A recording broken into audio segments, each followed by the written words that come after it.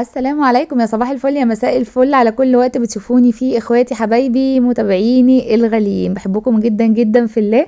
يلا بقى كده نولع البخور بتاعنا ونطرد اي طاقة سلبية ونسمي بالله كده، عشان النهاردة عندنا روتين حلو جدا جدا وعندنا اكلة جامدة جدا تنفع بقى لسفرة رمضان، هتشرفك سواء بقى اول يوم لعزومة لأهلك لصحابك لأي حد في الدنيا. تعالي اعملي الوصفة دي معايا ضروري جدا جدا. بس قبل اي حاجة، لو وصلتي معايا في الفيديو لحد هنا متنسينيش بقى في لايك كومنت حلو زيك، ولو ما اشتركتيش اشتركي معانا في القناة. وعلى فكرة في قناة تانية جديدة احنا عملناها اسمها عالم موني، القناة دي بقى فيها تحف كده يا جماعة، روحوا شوفوها. احنا حتى يعني عاملين فيها فلوجات سفر تجنن.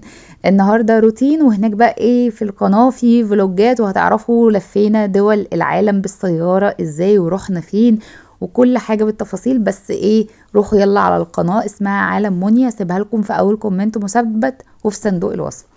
اول حاجة، عندك اي خضار مشكل في البيت هاتيه وقطعيه تقطيعات تخينة زي ما انتوا شايفين كده، لان الاكلة بتاعتنا هتحتاج وقت في التسوية، فانا مش عايزة الخضار معايا يتهري. انا معايا هنا بطاطس، معايا فلفل، معايا جزر، معايا بصل، عندك فلفل الوان، عايزة تحطي بسلة، اي حاجة من الخضار المتاح عندك حطيه. تمام، طبعا كده عرفتوا احنا هنعمل ايه. عرق التربيانكو او اللحمة الباردة، بس هتعملوه بقى على طريقتي، مفيش اسهل من كده، مفيش اطعم من كده ولا احلى من كده والله العظيم. بصوا اتحدى بيه مطاعم الدنيا كلها، مش شيفات الدنيا بس، لا المطاعم كلها والشيفات. بجد اللهم لك الحمد، مفيش حد ضايقه عندي الا لما عجبه جدا. تمام، انا بجيب العرق كده متربط جاهز من عند الجزار، بتقولي له ربط لي العرق بقى، بيربطه لك بقى بخيط تخين كده بدبارة اللي متاح عنده. بعمل فتحات بالسكينة زي ما شفتوا، وببقى محضرة معايا حوالي كده ايه راس توم او 10 فصوص من توم، وابتدي ايه انغز التوم جوه الفتحات دي. تمام، لازم نعمل الفتحة كبيرة على قد التومية، انا التوم اللي عندي تخين، فبتأكد بس بإيدي كده ان الفتحة هتدخل التوم بتاعي زي ما انتوا شايفين. ممكن بقى ايه نحط معاه فلفل حصى، كان هيطعمه جدا جدا، بس انا للأسف مش عندي. وممكن التتبيلات او البهارات اللي انا هقول لكم عليها دلوقتي كنتوا تحطوها جوه كمان الفتحات مع التوم، يعني تتبلوا بيها التوم والفلفل وتحطوها فيها، كان برضو هتبقى جميلة. بصوا انا كده حشيت العرق بتاعي بالثوم من الجنبين. بغسل طبعا ايدي قبل ما بمسك اي حاجة سواء بقى فيها فراخ او لحمة، لازم اغسل ايدي يا جماعة قبل ما امسك البهارات بتاعتي. تمام، حطيت بقى ايه رشة ملح، رشة فلفل اسود، حبة بقى كده من الروز ماري، انا عندي روز ماري او اللي هو اكليل الجبل ده مجفف. تمام، لو عندنا فريش يا ريت. وحطيت شوية كده برضو من ال7 بهارات، ما كترتش في تشكيلة البهارات يا جماعة عشان طعم اللحمة يبقى ظاهر معايا. تمام، وهبتدي بقى ايه ادلك العرق بتاعي كده بالبهارات دي. بس قبل كده رحت حاطة ايه رشة كده برضو، يعني حوالي معلقة من الزيت عشان يسهل معايا اني اغلف العرق كله بالبهارات زي ما انتوا هتشوفوا دلوقتي. بصوا العرق بتاعي مفيش حتة فيه ما فيهاش بهارات.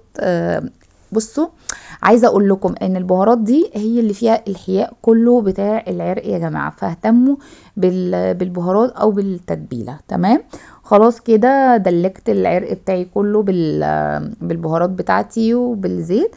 هروح بقى ايه على الصينية بتاعتي، حطيت فيها الخضار المشكل كده كله زي ما انتوا شايفين، ونفس البهارات اللي انا حطيتها ملح فلفل اسود روز ماري او اكليل الجبل. وهنحط بقى ايه اي حاجة بقى تحبوها، عايزين تحطوا حبهان مطحون، عايزين تحطوا زعتر، عايزين تحطوا بابريكا، اي تشكيلة بهارات مشكلة حابين تحطوها حطوها يا جماعة. تمام، وحطيت برضو معلقة كبيرة كده من الزيت وقلبت البهارات بالخضار كويس جدا. جبت بقى الجريل الممتازة بقى بتاعتي اللي هي كنز في كل بيت، حطيتها تسخن، واول بقى ما سخنت كده وحطيت الزيت رحت بقى ايه، نزلت بالعرق، صدمته صدمة عمره بقى، يعني اصدموه يا جماعة ولفوه يمين وشمال. دي بقى ايه، كوباية كده او كوباية الا ربع من مرقة لحمة كانت عندي، او شوربة لحمة او شوربة دجاج، اي نوع شوربة عندك، وكنت بسخنها. طبعا صدمت العرق من جميع الاتجاهات زي ما انتوا شايفين بالمنظر ده. بس الجناب بتاعته ما بتبقاش برضو ايه، خدت لون، فعايزه ان انا اوقفه كده على الجنبين ياخد لون زي ما انتوا شايفين كده، عشان هو مش هياخد الوان تاني. اللون اللي انت هتديهوله دلوقتي ده اخر لون هو بياخده قبل ما نسويه. جبت بقى حلة الضغط بتاعتي، وهحط بقى فيها الخضار. بس قبل ما احط فيها الخضار انا شوحته مطرح الشحوم او الدهون اللي نزلت من العرق. في ناس بتحب تحطه ني في ني، بس انا بحس ان الحركة دي بتطعم الخضار بتاعي اكتر. بقول لكم هنا لو قطعت العرق بتاعي شرايح، او لو خففت شوية من كمية الخضار، الطاسة دي او الجريل دي اكنها بالظبط حلة ضغط، ممكن نسوي فيها العرق كامل. تمام. ما عندناش بقى لا دي ولا دي، عادي في صينية، وهنحط الكلام ده كله ونقفله بورق زبدة وعليه الفويل وندخله ايه الفرن. حطيت هنا بقى ايه حوالي كده كوباية او كوباية الا ربع من المرقة.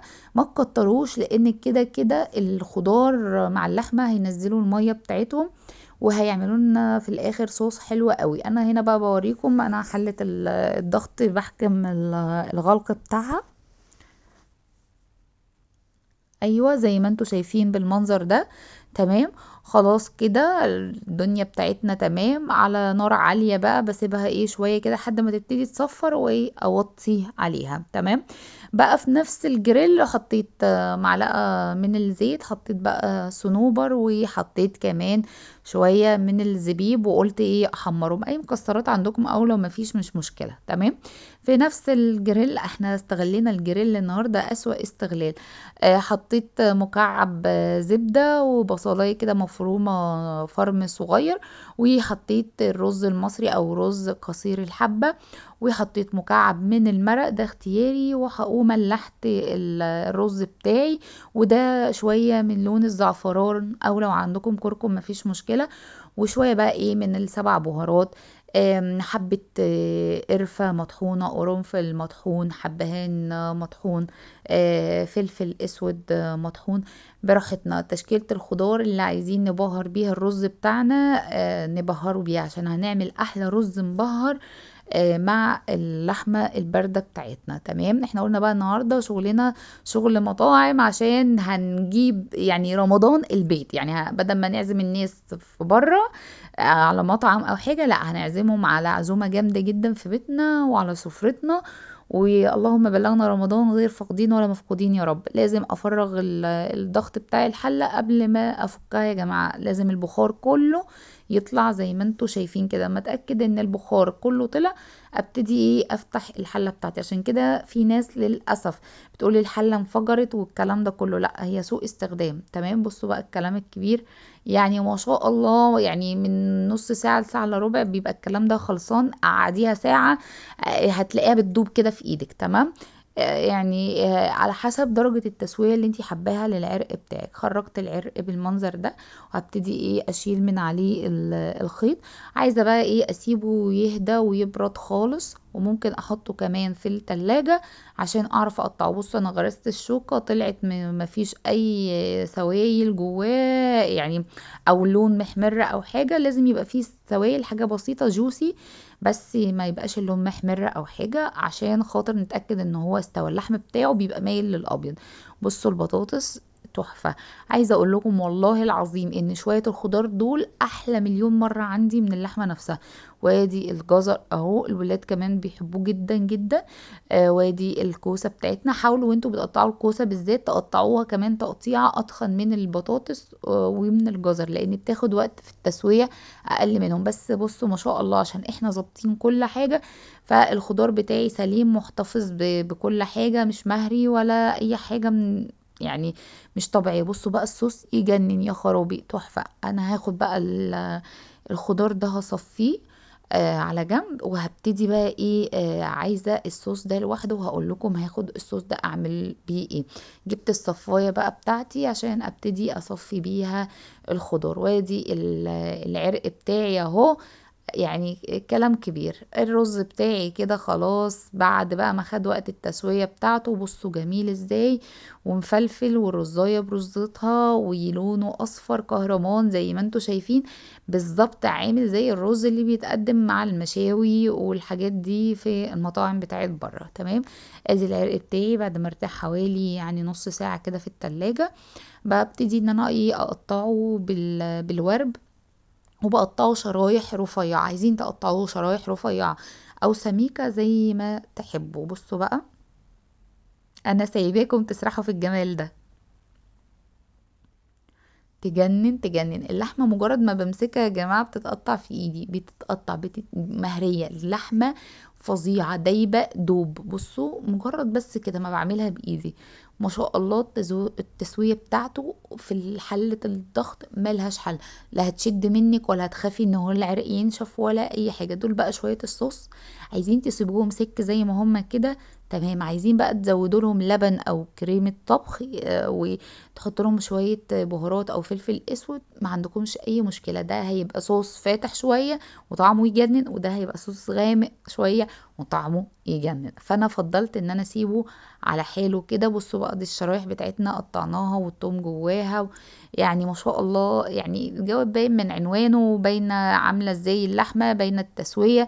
شايفين درجه اللون اللحمه واخداها، شايفين من جوه يعني هي بينك مايل للابيض كده. يعني التسويه بتاعتها مظبوطه جدا. بصوا مجرد ما بمسك اللحمه بتدوب في ايدي دوب.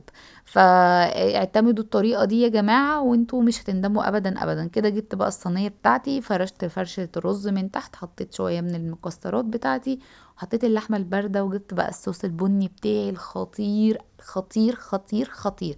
ابتديت بقى ايه ان انا انزل بيه كده على وش اللحمه بتاعتي واجرنشها بيه. وبصوا بقى الشكل عامل ازاي، يجنن. مش عايزين تنزلوا على كل اللحمه وتسيبوا لحمه كده من غير صوص، براحتكم يعني، لان ايه في ناس بتحب بالصوص وناس ما بتحبش بالصوص.